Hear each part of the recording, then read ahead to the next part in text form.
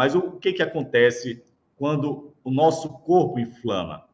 Nós vamos aumentar a produção de interleucina 1, que são citocinas inflamatórias, interleucina 6, interleucina 8, fator de necrose tumoral alfa, e isso tudo lá no fator nuclear kappa beta. Então, essas células inflamatórias vão deixar meu corpo inflamado. E o que isso vai levar? Vai levar a doenças cardiovasculares, vai levar a doenças autoimunes, vai levar a diabetes mellitus. Então, quando leva a essas doenças, então o corpo já está inflamado. Assim como, por exemplo, o enfisema, que é COPD aqui, doença pulmonar obstrutiva crônica, RA de artrite reumatoide, lúpus eritematoso sistêmico, doença inflamatória intestinal, doença de Crohn, colite, HIV, diabetes, síndrome metabólica.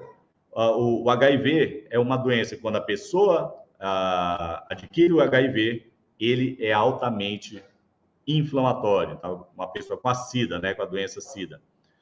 Síndrome metabólica, mulheres em período pós-parto, elas estão, é um período que ela está bastante inflamada, principalmente quando a progesterona cai de vez, aquele período, aí ela fica bastante inflamada. E aí vem o risco de depressão pós-parto, hemodiálise, pacientes em hemodiálise, imunoterapia com interferon alfa. Isso tudo vai inflamar o corpo. Então, a gente tem aqui, vamos lá, essa parte aqui é o cérebro, tá? Bem aqui no meio é a barreira hematoencefálica, que ela protege o que vem lá de baixo do nosso corpo para o cérebro. Tudo isso aqui, essas células inflamatórias, do processo inflamatório de todas essas doenças, interferon gama, interleucina 2, interleucina 1 beta, fator de necrose tumoral alfa, interleucina 6, vai atravessar a barreira hematoencefálica e vai ativar a micróglia, que é o sistema imune lá do cérebro, causando neuroinflamação.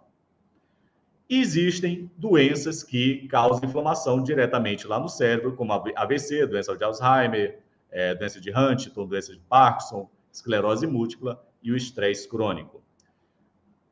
Essas citocinas, elas vão inflamar o nosso cérebro por duas vias, basicamente. Uma, aumentando a IDO, tá? E a outra, aumentando essa aqui, que é a CERT. Eu vou explicar isso aqui. Essa IDO aumentada por causa de citocinas inflamatórias, ela é neurotóxica, tá? Ela vai fazer diminuir o L-triptofano. O L-triptofano é um aminoácido que a gente absorve no intestino, que ele é responsável por 90% da produção da serotonina. A serotonina é o hormônio da felicidade, chamado hormônio da felicidade, é o hormônio do prazer. Então, os pacientes com depressão, normalmente, eles têm baixa de serotonina e de dopamina. Se não tiver o L-triptofano para a formação da serotonina, porque foi transformado em IDO, esse L-triptofano vai começar a formar catabólitos do triptofano, por causa da IDO. Essa IDO, esses catabólitos do triptofano, assim como a baixa da serotonina, vai causar sintomas melancólicos, como depressão, ansiedade e síndrome de fadiga crônica, tá? Outra via é o aumento dessa CERT. Essa CERT é um transportador da serotonina. E esse transportador, ele tira a serotonina que está na sinapse. O que é sinapse? Entre um neurônio e outro, não existe comunicação, existe uma fenda, um buraco. Os neurotransmissores são comunicadores, vão fazer a comunicação entre um neurônio e outro. Se não tiver neurotransmissor, essa informação de um neurônio para o outro não vai haver, aí o paciente vai ter depressão, ansiedade e outros problemas aí. E essa CERT, ela vai retirar a serotonina lá dessa sinapse.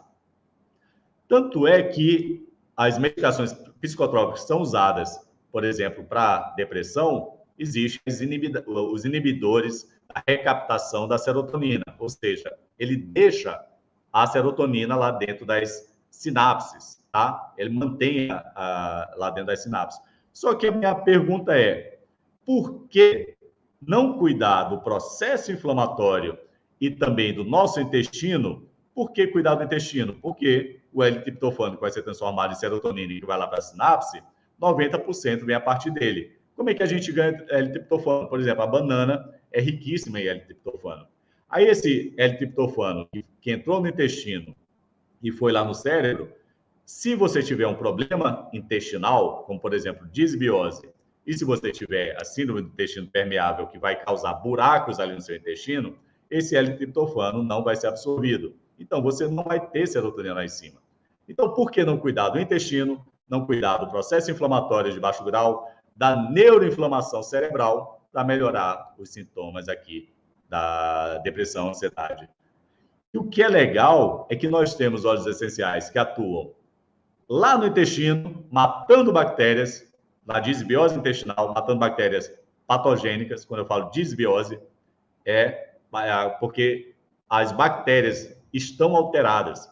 A nossa flora normal diminuiu e as bactérias que causam doenças, fungos que causam doenças, estão lá causando problema. E principalmente inflamação. E 80% da inflamação do nosso corpo vem lá do intestino. As doenças autoimunes vêm por causa de problemas intestinais. E nós temos óleos essenciais que vão atuar lá no intestino. Então, quando eu falo do método Ciogênese, que eu vou falar daqui a pouco, o I é de intestino. Então, o método Ciogênese foi uma forma que eu elaborei para que vocês entendam, que vocês usem o método para cuidar de tudo de uma forma integrativa. E não somente, o paciente tem uma doença de pele, passa um óleo essencial lá na pele que vai melhorar. Não vai. Se o intestino estiver alterado, não vai melhorar. Pode aliviar, mas não vai melhorar. Daqui a pouco vai voltar. Tá? Então, por que os psiquiatras usam uma medicação para manter a serotonina lá dentro da sinapse, sendo que eles poderiam atuar no processo inflamatório, no intestino, cuidar também dos níveis de serotonina que os óleos essenciais também aumentam. Eu vou falar para vocês como é que eles aumentam. Então, vamos na próxima aqui. Olha o que os óleos... Esse trabalho aqui é uma revisão sistemática sobre os óleos essenciais no processo inflamatório. Se eu estou falando que as doenças emocionais, a depressão, ansiedade, insônia, distúrbio bipolar, todos eles derivam de um processo inflamatório, de uma neuroinflamação, olha o que os óleos essenciais vão fazer. Vocês lembram aqui do fator nuclear kappa-beta? Deixa eu até voltar um pouquinho aqui. Ele está bem aqui, ó. Fator nuclear kappa-beta, que ele vai ativar essas citocinas pró-inflamatórias.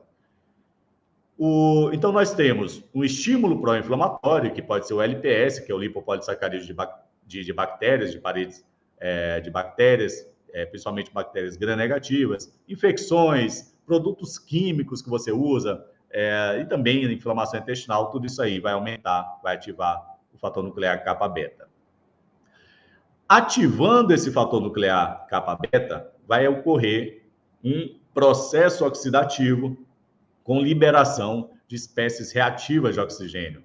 Ou seja, teu corpo está propenso a ficar enferrujado, porque você tem oxigênio livre, espécies reativas de oxigênio. Você tem oxigênio oxidando o seu corpo, enferrujando o seu corpo. E ele vai enferrujar seu cérebro, vai enferrujar seu rim, vai enferrujar suas juntas, né? Suas articulações. Então, esse fator nuclear kappa-beta, além de produzir essas espécies reativas de oxigênio, ela vai ativar as citocinas inflamatórias, o recrutamento de células imunes, aí vai ocorrer a fagocitose e tudo, expressão da COX-2, eu vou falar um pouquinho da COX-2, e isso vai ativar a via inflamatória. A COX-2 é a ciclooxigenase, que inclusive tem vários anti-inflamatórios de farmácias que utilizam a inibição dessa COX-2. E quando ocorre esse processo inflamatório junto com espécies reativas de oxigênio, o que vai ocorrer? Danos em todos os tecidos, perda de função do intestino, diarreia, constipação, sangramento, perda de peso, desbiose. E olha que legal o que os óleos essenciais fazem. Então, por exemplo, o óleo essencial geraniol, que tem o composto geraniol, que a gente conta no gerânio, no óleo de rosa, ele vai estimular o PPAR-gama, que vai inibir aqui o fator nuclear kappa beta. O óleo de fornículo vulgar, o óleo essencial, e ele vai inibir também esse fator nuclear kappa beta. E o de gengibre, os que contêm o composto borneol, eucaliptol, até eucalipto, eles vão também inibir isso aqui, tá? Quer dizer, tem interrogação, mas alguns trabalhos dessa revisão mostraram que eles inibem. E os óleos essenciais, quando ele inibe esse processo inflamatório, por exemplo, o manjericão, quando ele inibe esse processo inflamatório, ele vai estar também inibindo o processo inflamatório lá no seu cérebro. Então, o risco de você desenvolver depressão e outros problemas ligados emocionais diminui. Isso aqui é outra revisão sistemática na atuação da COX-2, que eu falei, da LOX, que é a ciclooxigenase, lipoxigenase. Então, os anti-inflamatórios de farmácia, eles atuam bem aqui na COX-2 e na LOX-2, só que eles têm todos os efeitos colaterais que a gente sabe, risco de hemorragia intestinal, aumenta a mortalidade, tem vários trabalhos mostrando também. O que acontece?